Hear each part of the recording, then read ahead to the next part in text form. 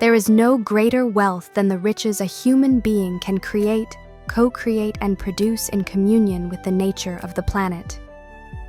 That's why our most precious investment is the investment in the human being. For us, these riches have no price.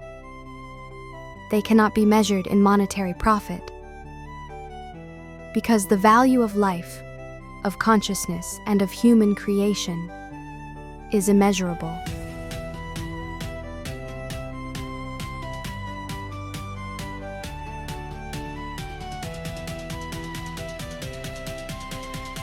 That's why our purpose is to invest in life. Now, I want to show you the logic that sustains our institute, and that sets us apart from everything you've ever known.